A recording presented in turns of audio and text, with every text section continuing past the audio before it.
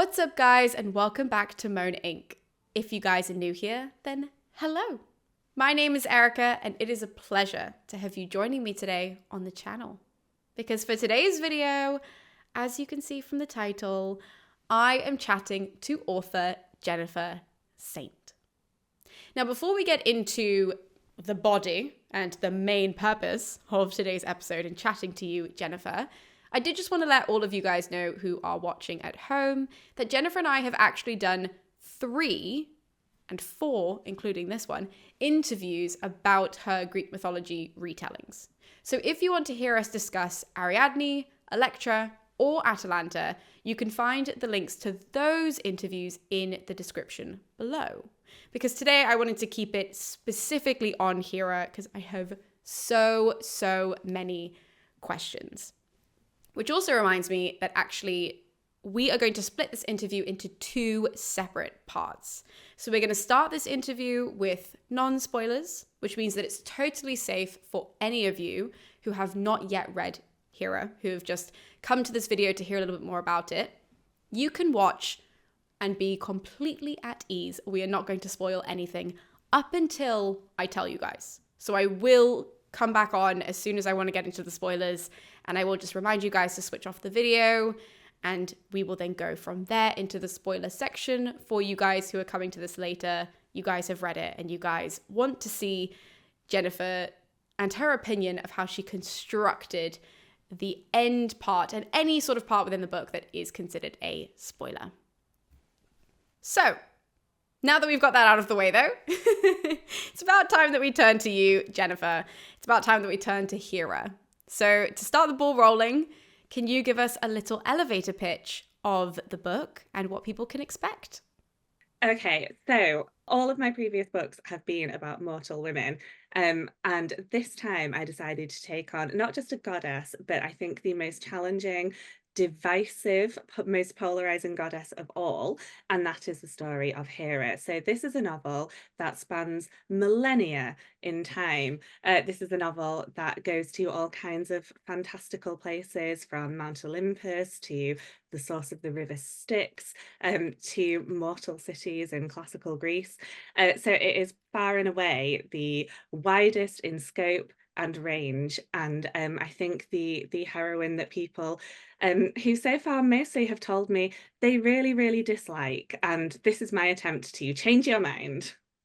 So then what was it that drew you to Hera? Was it this drive to change people's mind, or was there a myth in particular, a story in particular, that at some point you were like, oh, I think I want to come back to this later?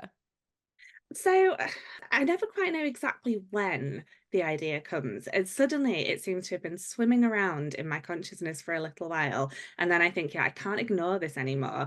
I think with Hera, it was really the draw of the story, just the feeling that there are so many interesting places to go with Hera that you cannot go with any other character in Greek mythology, because she is in everything.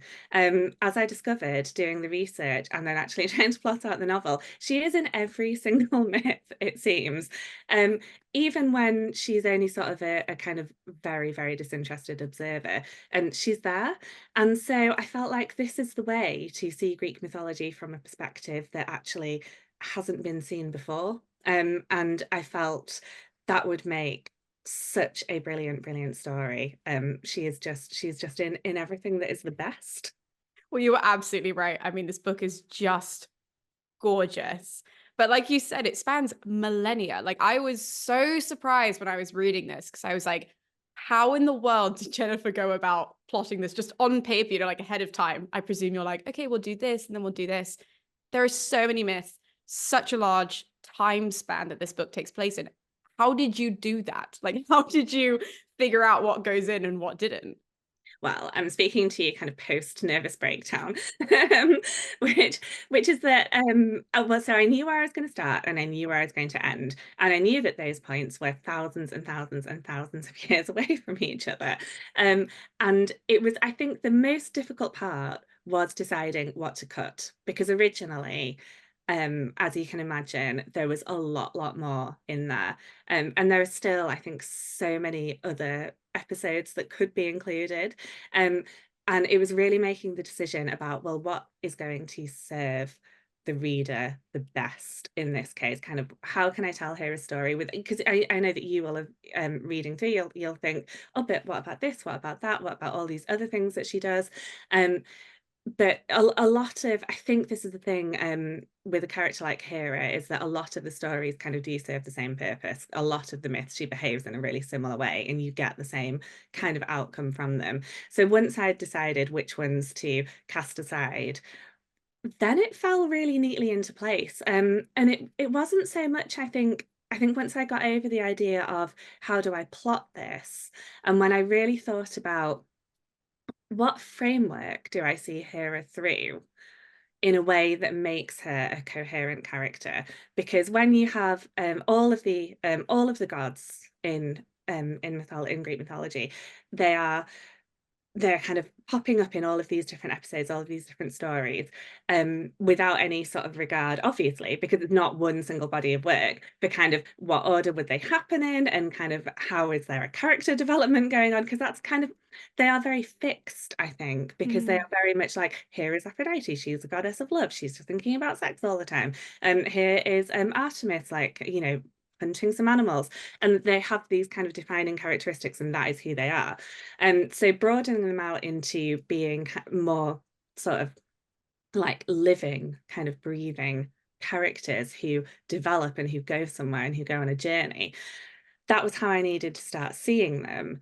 And I think with Hera, the key was really to see her as the goddess of marriage, as what that actually means in practice.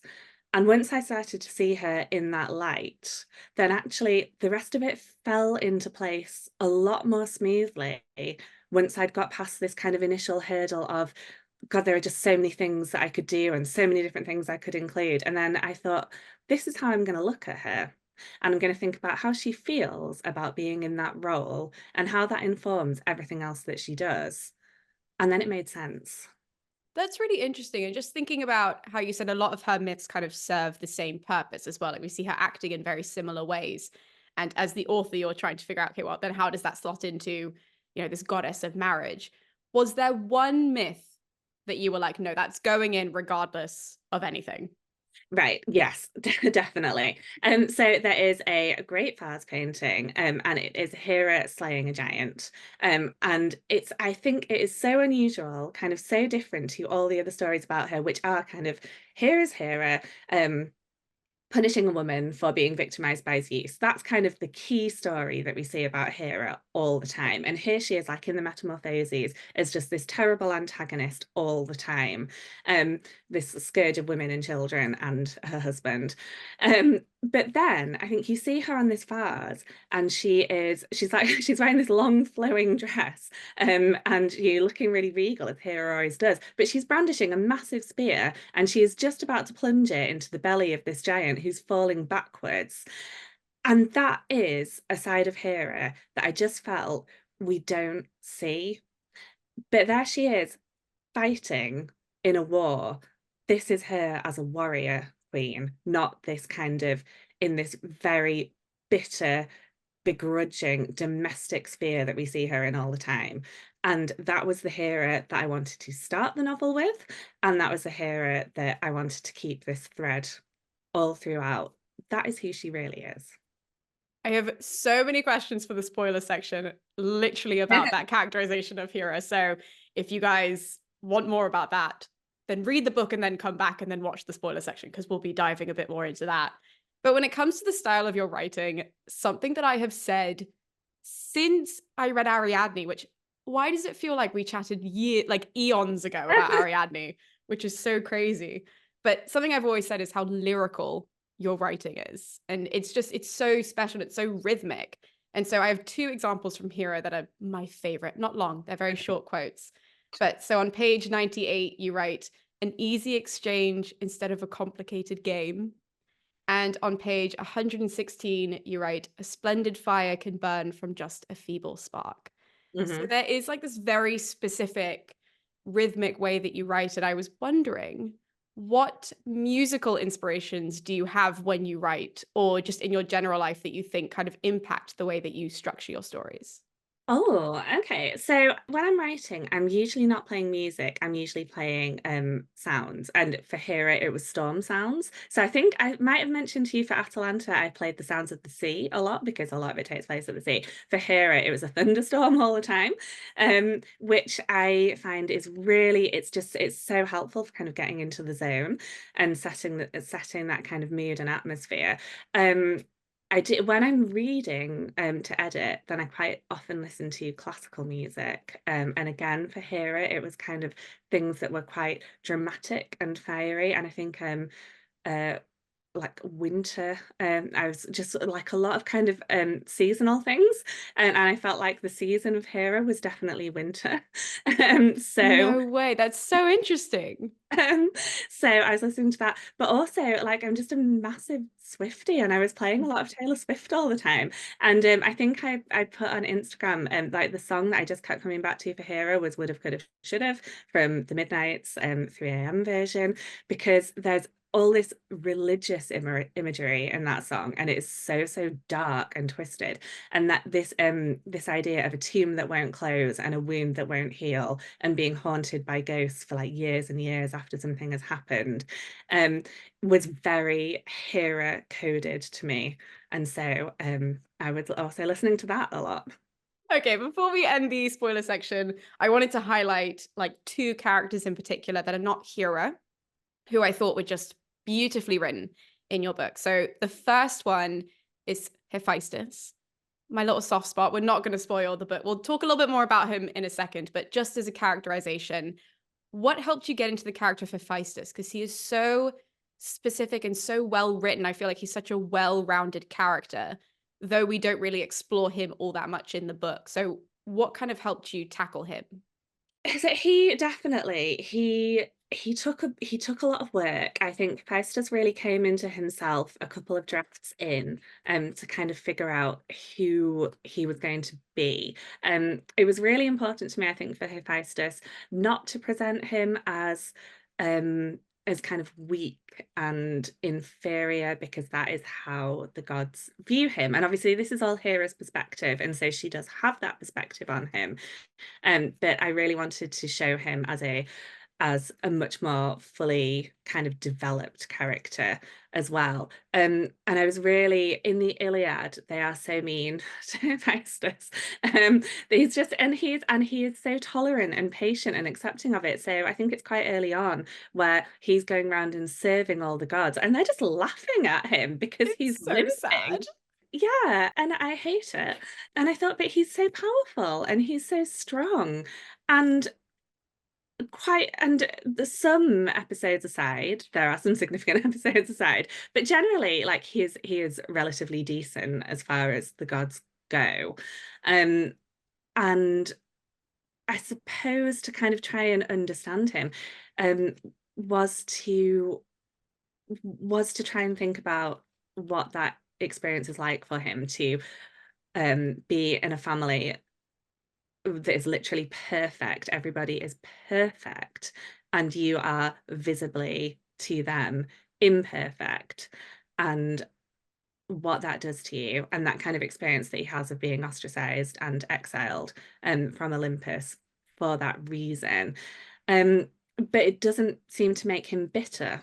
And so, what inner strength does he have? And I think like linking the gods with their defining characteristic, and for Hephaestus, that is the fire.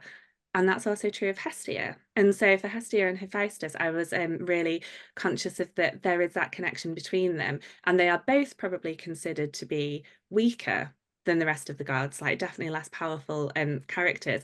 But that that is so important because they are these kind of balancing agents. Everybody else is so volatile and dramatic. And over the top, that if you don't have people like Hestia and Hephaestus, they are the anchors. They are keeping things stable a lot of the time. Um, and there is a real strength in that. There is a real kind of power in being the person who is quiet, who is tolerant, who deals with this without kind of causing a huge war.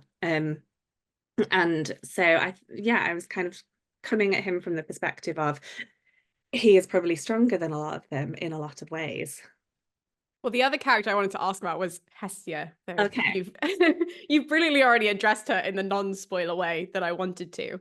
So one of the final characters that I just wanted to bring up was that you kind of begin the book, and I'm doing my best not to spoil it, guys. So it's going to be kind of murky the way that I word this.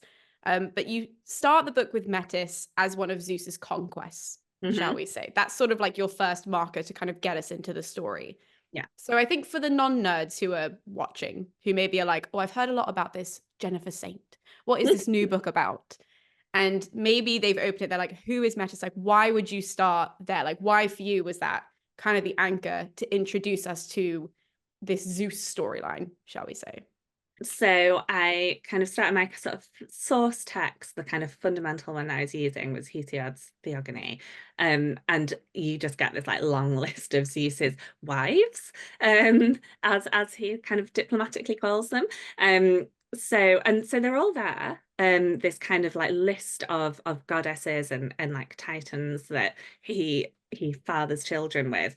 Um, but Metis is just the really, really crucial one because she's her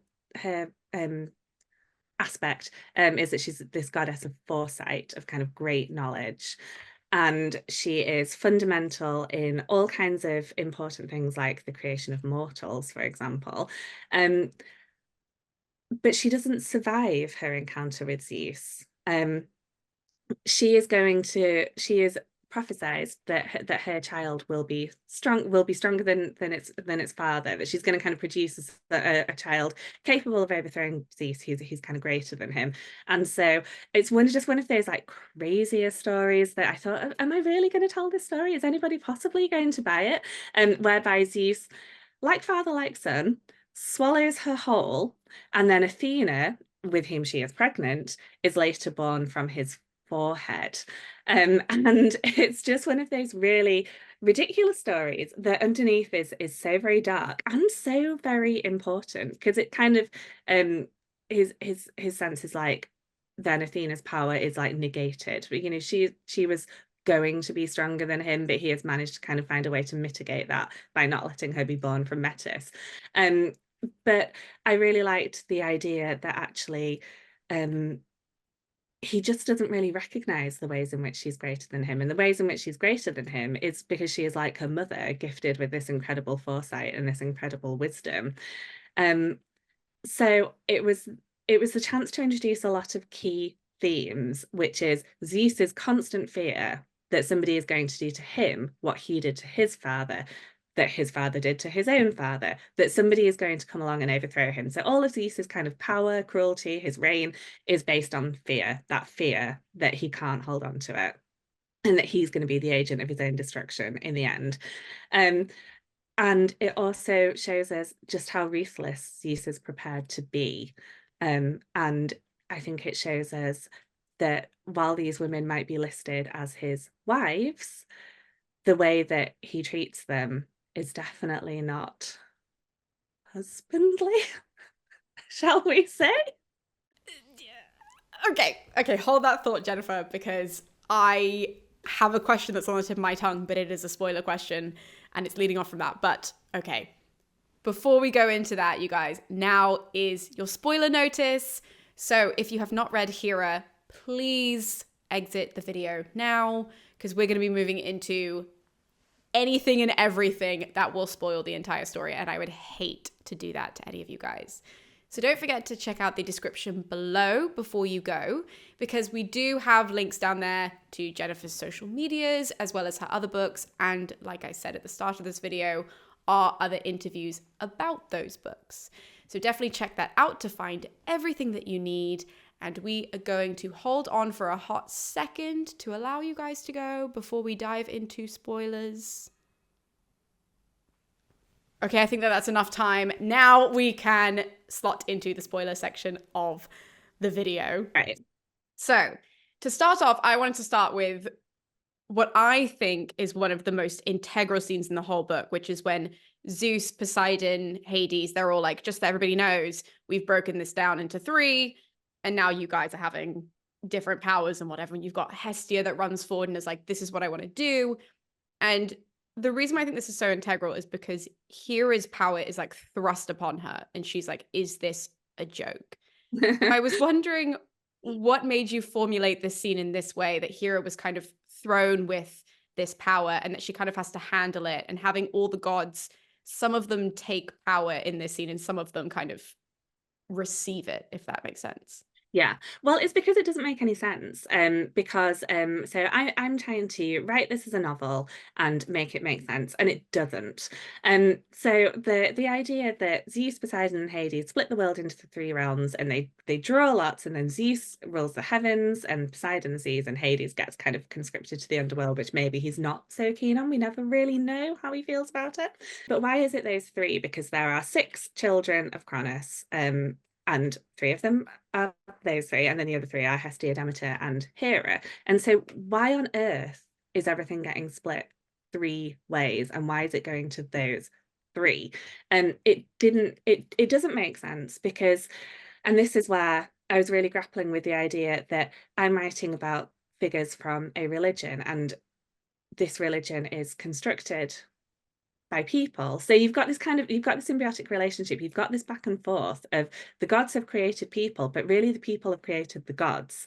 And people have created the gods in their own image and said the gods have created us in their own image.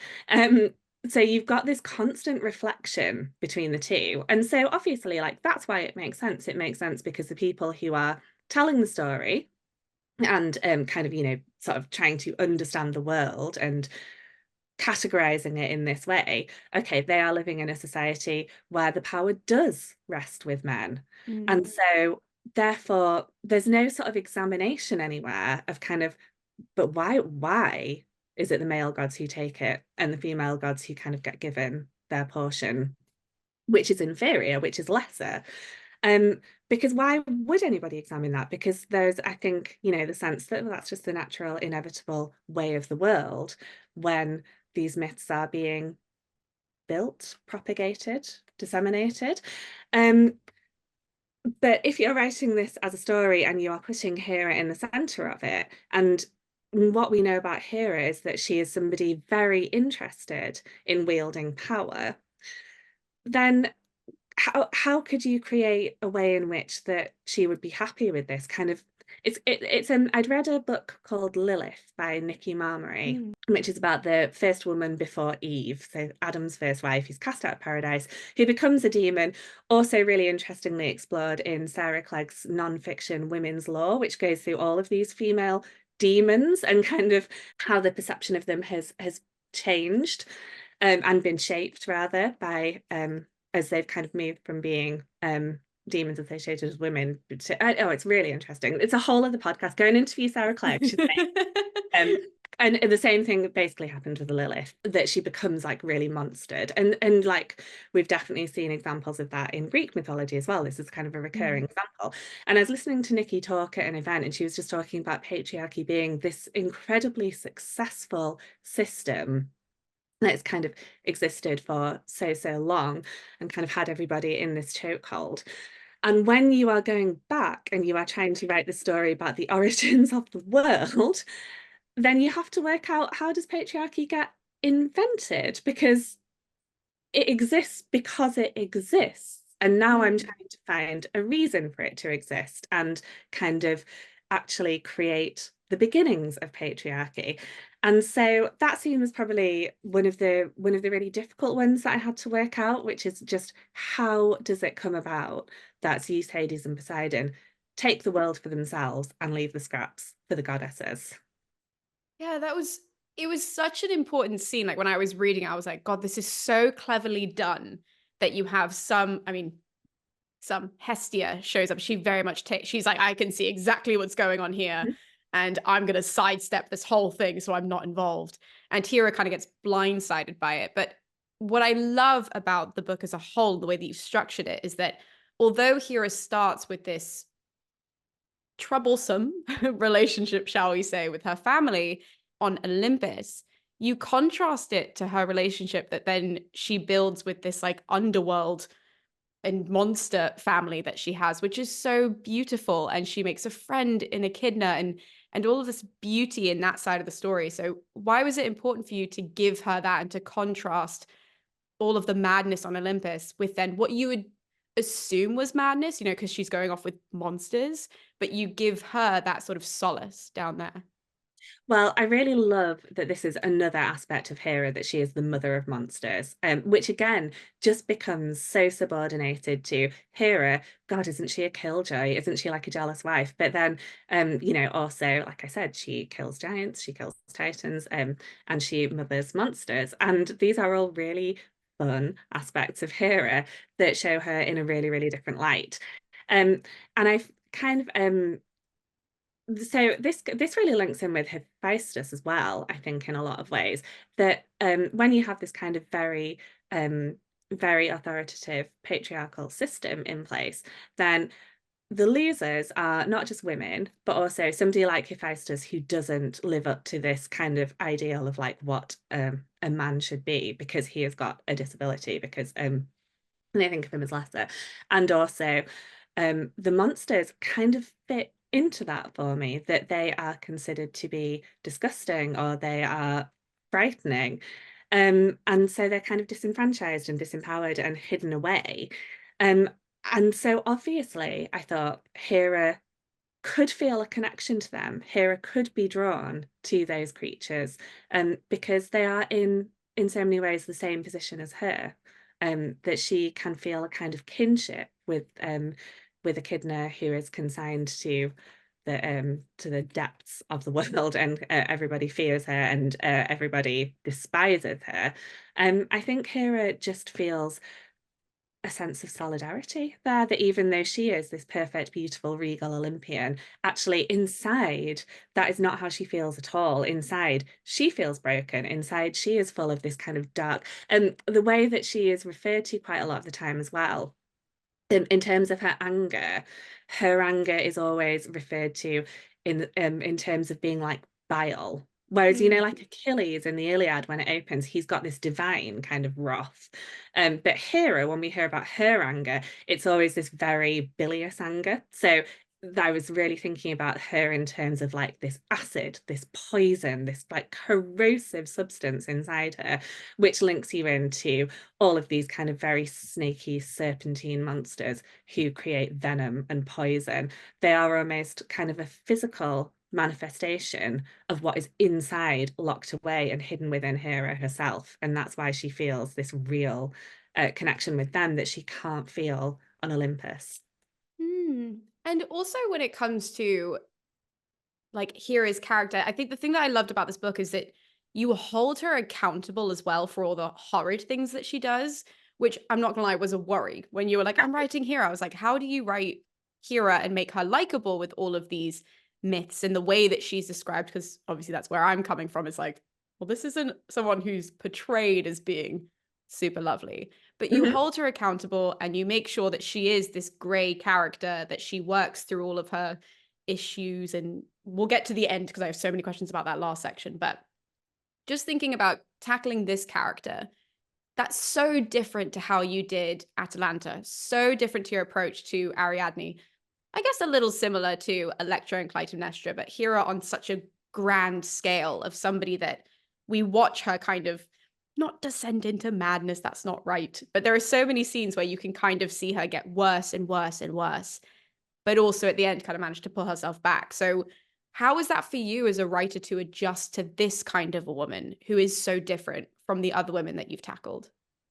Well, it's easier to write her that way because she's goddess. I think that the difference between the gods and mortals is really, really crucial. And just you can kind of take away some of that moral plane on which human beings live because it just doesn't apply in the same way. So the creation of human beings was really, really central to that.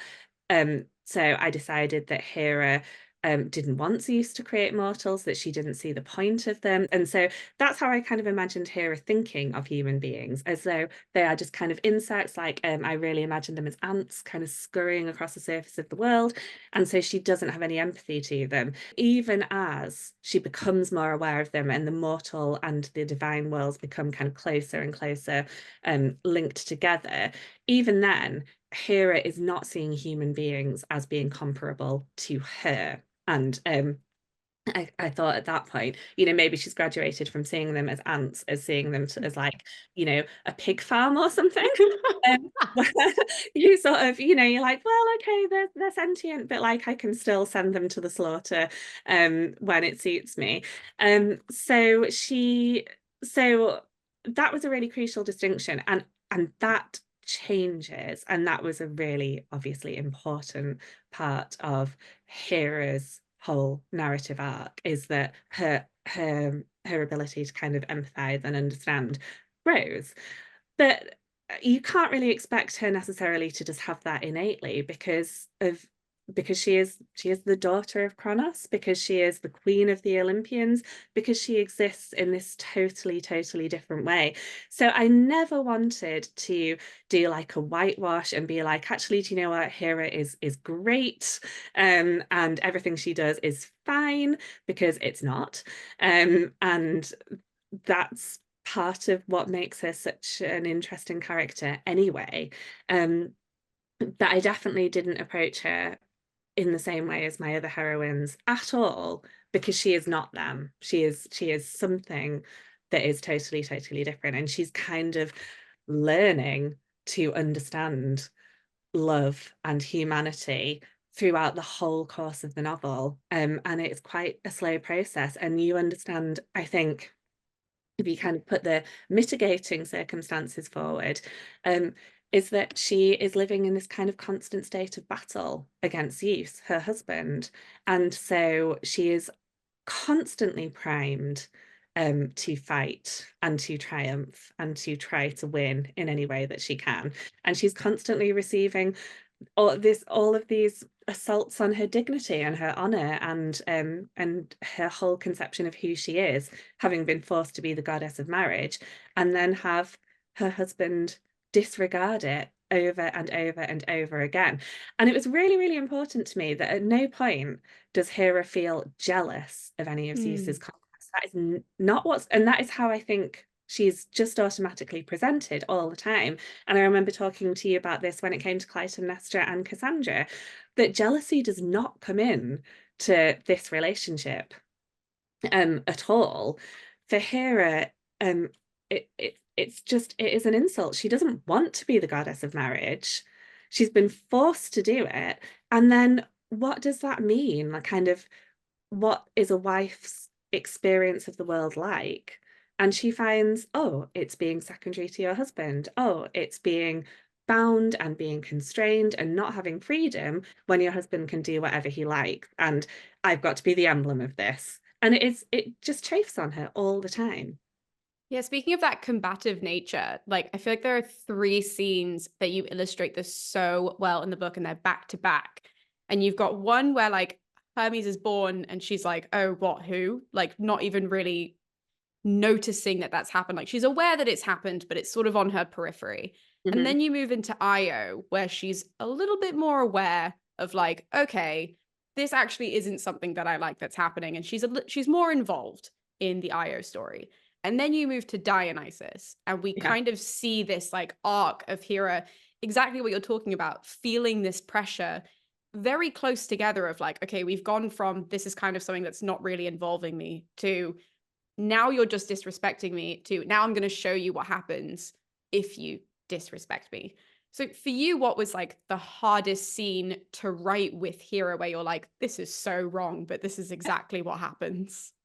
Well, I mean, so I think like another distinction to draw between those as well is, I read a really interesting text. It's like a written by a couple of, I think they're French academics. I think it's been translated, but it's a book. It's called The Hera of Zeus, Intimate Enemy something spouse. I will look. Oh, So it was really interesting, and it goes into Hera's punishment of all of these different women. And I think the really crucial thing, the kind of light bulb moment for me, is that she doesn't punish all of the women that Zeus gets involved with. So some of them she leaves alone, and some of them, like Leto, like Io, like Semele, the mother of Dionysus, and obviously Dionysus and Heracles themselves as children of Zeus, she really goes for. And what's the difference in those situations? I think it's not, you can't just put it down to sort of inconsistency and like, okay, these are lots of different separate fragmentary stories. There is actually kind of a through line, and that is that Hera is so interested in power and legitimacy. And if Zeus is going around, as he is, fathering children all across the world indiscriminately with titans, with other goddesses, with mortals, with whoever, and he's never giving a second thought to like, well, you swallowed Metis because you were so worried about the kind of child that could be born from Metis. And now you've got really cocky and confident and you don't think you can be usurped. But Hera is thinking, well, I'm not just having anybody come into Mount Olympus. I'm not letting anyone into the family. So there is a kind of distinction about, okay, well, which of these women are most likely to produce a child who is a threat to Hera? So there is the kind of status aspect involved in it as well.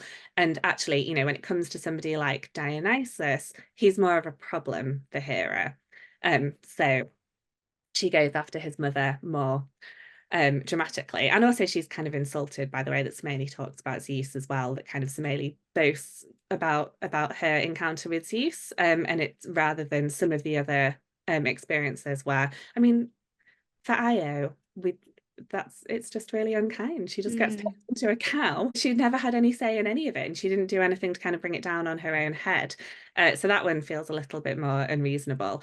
But I think it's Hera just kind of looking and thinking, is this going to be a problem? And she's kind of trying to judge the level of threat and sort of make her response proportionate to that. And she doesn't always get that right. Or, does she ever get it right? I'm not sure.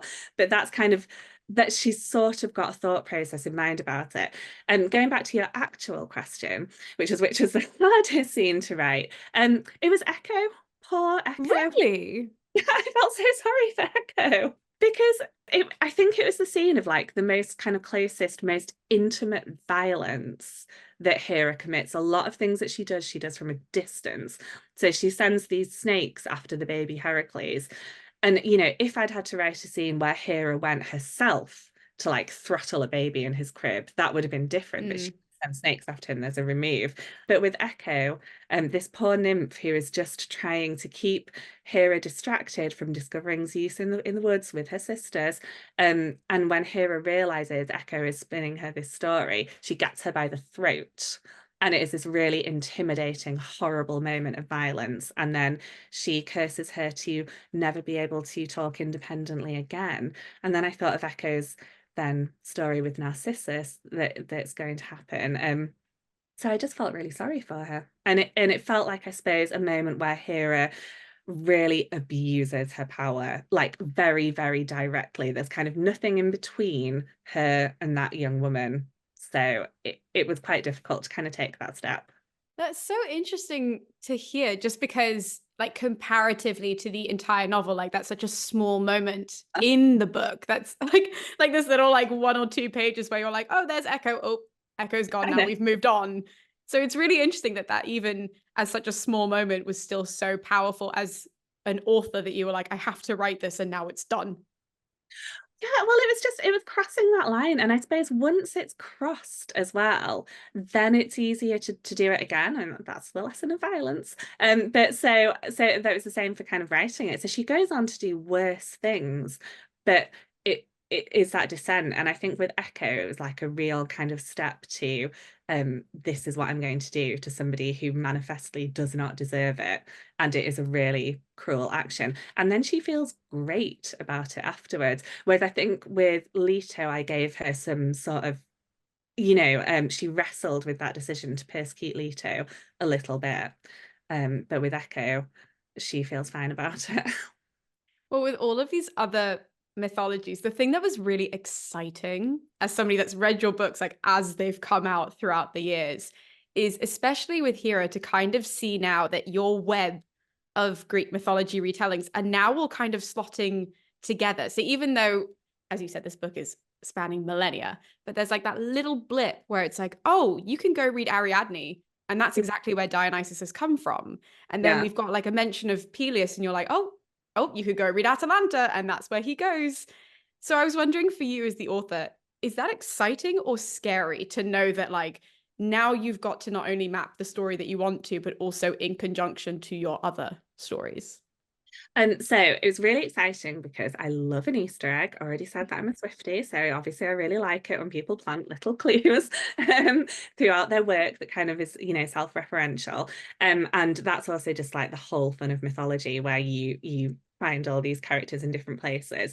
And with Hera, it was so important that there is actually like a little reference to each of my books throughout Hera, to kind of place it all in this big sort of cinematic universe. Um, so I really like it. It's really satisfying from that point of view. It is another restriction, I suppose. I think like when you're working within the framework of these stories, these characters exist, you have got these limits that you come up against where you sort of think, maybe I want to do this differently, but this is a case where I really, really can't. Sometimes you can and sometimes you can't. So I suppose there's kind of some just really minor things like spellings. So sometimes I have changed the way that I spell a character's name, but then a copy editor will go like, 4 years ago, actually, you spelled the name like this, and we're going to make it consistent. And so I think because I mentioned Cronus in Ariadne and spelled it with a C and a U, I've had to stick with that. And in my head, it's spelled with a K and an O. And that was really, really frustrating, but it was just kind of making that consistency across the board. I suppose you do come up and I can see that could happen with plot lines. I could kind of run up against one and just be like, maybe I don't want that to happen anymore. But it's like it's canon now, so I will live with it. Well, absolutely. Like, I loved seeing Dionysus come back and just like hearing like this random little reference. Oh, he did marry that mortal and that thing did happen, but this Yeah. is the story. And in particular with Dionysus, I think just because I loved him in Ariadne so much that having him show back up, I was like, yes, that's my man. He's returned. And my favorite scene with him, and actually my favorite scene in the entire book, was the scene between him, Hephaestus, and Hera when she's strapped to the chair. Mhm. Because there was so much tension in that scene.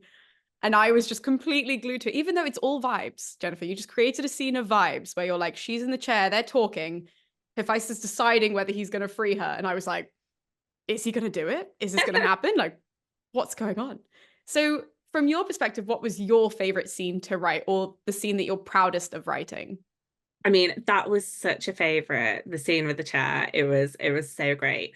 I really, really loved it because it just, I don't know, it feels like such a, I was like just Hephaestus getting his moment. Loved it. Obsessed, like obsessed. Everything he says in the scene, I was like, yes, do it. And I think as well, because it's a moment where Hera is really, really confronted with the consequences of her actions, because a lot of the time she isn't. She can just walk away from the carnage and never give it another thought. I also, like much earlier in the book, I really enjoyed writing the scene with Ixion. When he's invited to the palace of Mount Olympus and he's got designs on Hera, and so the gods punish him. Um, I just really, I probably for similar reasons, the building up of menace, I think, and like that kind of slow realization of like, oh, this is what that person is going to do, um, is a really kind of satisfying thing to do as a writer, I think, of kind of like you build up the suspense and the tension, and then you're like, oh my God, this is actually what's going to happen. I really, really enjoy it. And the final scene, the ending, the way that it ends, kind of a couple of moments from the ending, I would say like Hera relinquishing the thunderbolt right at the end, was a scene that just felt really profound to write, and I so wanted to get that bit to do it justice. Well, let's talk about the very end since we're in the spoiler section, anyways.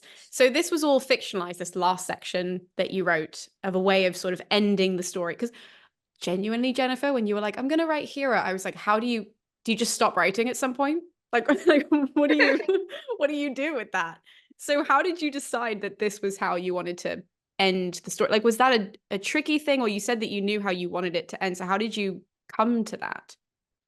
Yeah, I mean, so this is completely spoilers. So anybody watching should know exactly what happens at the end. So I can talk about it freely. I'm They just going shouldn't be watching up until this point if they haven't. Guys, I'm no, going to tell you off. This is only for people who have read the book, come to the end, thought about it, and then shown back up. yes, yes, that. So I knew I was going to start with the Titanomachy. It had to be the Battle of the Titans at the start. And I knew that I was going to finish. I just had this image really clearly in my mind of Zeus turned to stone. And I just thought, how will I get to that final image? Why will he be turned to stone? What is the rationale going to be? But it was just there in my head, and it just seemed like the right way to finish it. And I did think about, well, how far can I take Hera? Because my idea is that she continues forever. And so she's here now. But I wanted to stop still in kind of the world of ancient Greece, and not go further than that. So I was just really kind of trying to think, why do I want that to happen so much, and kind of why does that feel right? And I think it came from, I think, um reading Discworld novels as a kid. Did you ever read Terry Pratchett's Discworld? If No. you No, okay. So there's one which is called Small Gods, where you have there are all these kind of wild and wonderful gods that exist. And one of them, he's like the most powerful god of all. And then basically, this is like also Father Christmas. People stop believing, and his power vanishes and drains away, and he becomes a tortoise. And so he's like the kind of slowest, like most helpless creature in the world. And he's kind of just like crawling along, and he's like desperately, desperately trying to resume his power as like the greatest god that's ever existed. And it's so funny. And that was so essential in my mind, this idea that like gods have created humans have created the gods need belief and worship to exist, otherwise they disappear.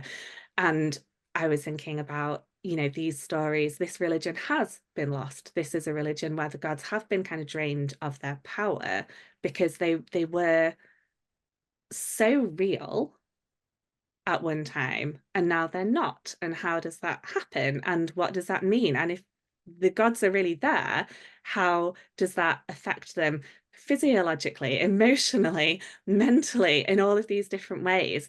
And I thought that really depends on who the god is and how adaptable they are and how much they can change. And I said before, they feel like very fixed creations, and some of them more so than others. And Zeus was somebody who I felt was not capable of change, which is kind of ironic because he is so mercurial, and that'd be Hermes, I suppose he's mercurial, but he has the thunderbolt, and he's like dynamic and kind of constantly making things happen. But he cannot move past his own conception of himself, and he cannot adjust to a world that doesn't center him. And so he becomes drained. And I think the idea of him becoming stone was probably linked to the idea of, what we have got left of the gods is statues. And so that was what he was going to become. He was going to become nothing more than that. Whereas some of the other gods who have got more ability and to kind of adjust to the world, and kind of more humility, I suppose, um, they can keep moving and be represented. And I suppose Zeus is kind of the ultimate symbol of patriarchy. And I wanted in my book, in my version of reality, to consign that as like, here is a relic of the past. Here is something that is done, and is just going to dissolve into fragments. And actually, the idea that like kind of Athena keeps going because she's continuously inquisitive and learning and evolving, was just a way to see it in a way that made sense to me. And of course, that Zeus's kind of ultimate fear comes true, but it's not that he fathers a more powerful god. It's that he fathers a race of mortals who don't need him anymore. And when he's not needed anymore, he can't survive anymore. Yeah, that theme of like adapting to your surroundings and being able to change is what made me like sob at the end, like ugly sob, where I was like, yes, you can adapt, you can change, you can be whoever you want to be. But I feel like with Hera, the really integral scene there was when she goes to see Hephaestus, and he Yeah. kind of like refuses to leave his forge. He refuses to go off with it. He's like, nope, nope, I'm very happy here, and this is where I'm staying. This is where I'm needed. And it seems like Hera really changes that, even though like I obviously that's a huge scene, and that's her son who's saying that to her. And so that's going to be a really powerful moment. But kind of looking at the rest of the book and how dramatic some scenes are in the rest of the book, this is seemingly quite a stationary scene that really hits her in a different way. So why was that important for you to connect this really integral shift in Hera's mindset to this very quiet scene comparatively? Yeah, and as well, like she and Hephaestus haven't had like a really mother-son relationship. So that, you wouldn't necessarily know that his decision there actually would have an impact on her. And I think it's when it does that she realizes how much she has changed. And her capacity for change and adaptation was a really central part of who she is for me, because she is a survivor. Um, all the way through, that was my kind of core understanding of Hera, is that she is a survivor. Whatever happens, she will survive it. And she'll do that kind of at the expense of others, and she'll do that whatever it takes, but she will.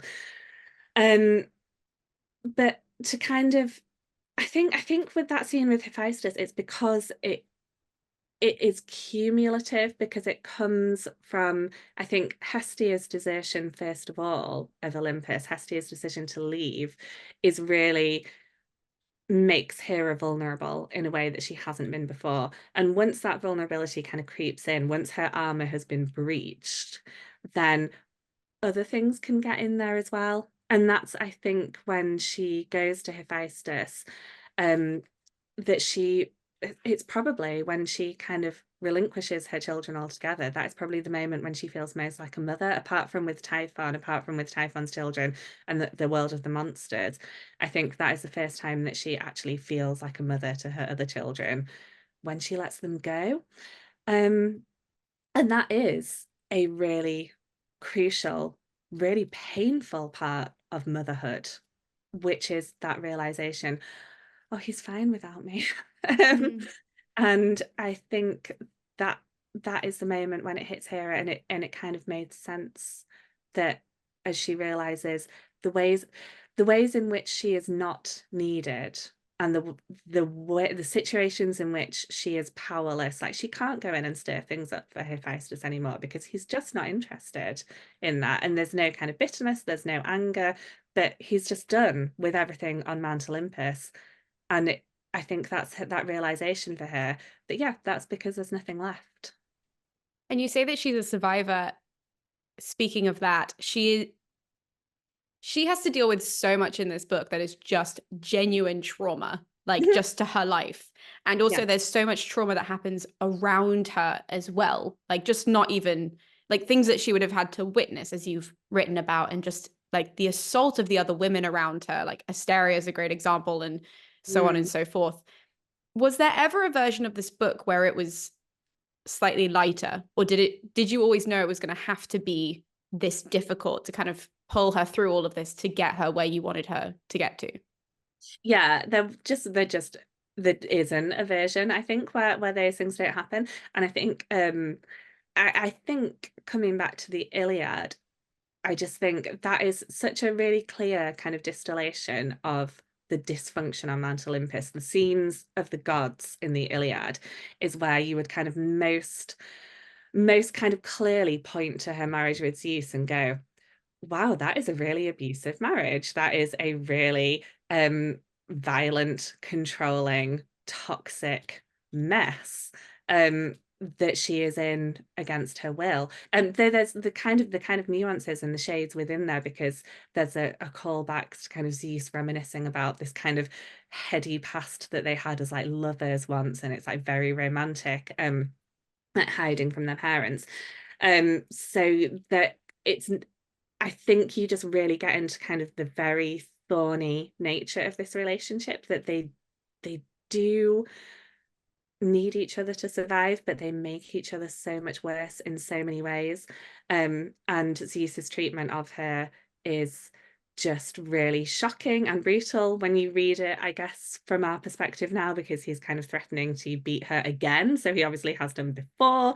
And he is like commanding everybody to, he stops Athena and Hera from going into battle, and Hera has to find other ways to get what she wants done. So she seduces him and sends him to sleep so that she can go out and like slaughter all of the Trojans. Which being an iconic scene. One of my favorite hero scenes ever. Exactly. Yes, it is. Yeah, it is amazing. And I thought, yeah, that's who she is. Like, she's just gonna get it done.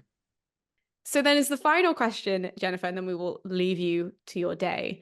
What do you hope that people, nerds or non-nerds, get from this book? Like and it doesn't have to be necessarily the message that you got from writing the book, but just something that you hope people walk away with. Okay, well, I think what I really hope is that people get that you don't have to like Hera. That's absolutely fine. But can we just please stop seeing her as existing just as a jealous wife? Like, you can think about her as, a murderer and a monster and the mother of monsters, and all kinds of terrible things if you want to, and that's absolutely fine. But please stop seeing her as solely Zeus's wife, because she is so much more than that. And that's our time. Oh my goodness, I can't believe that this is now our 4th interview that we've done together. So, Jennifer, thank you so much for joining me today. It means the world every single time you want to come on and chit chat. Every single time I read one of your books, it's like such a beautiful little gift. I am obsessed and will continue to be obsessed with everything that you produce in this world. So, thank you so, so much. And obviously, thank you to you guys at home and all of you guys who are watching the spoiler section. I hope you guys enjoyed it. Do not forget to hit the subscribe button to join our nerdy community on this corner of the internet. And obviously, you can find all of Jennifer's links, as I said in the middle of this video, but I'll reiterate it again, in the description below. So thank you guys so much, and we'll be seeing you next time with more videos here on MoAn Inc. I'll see you then.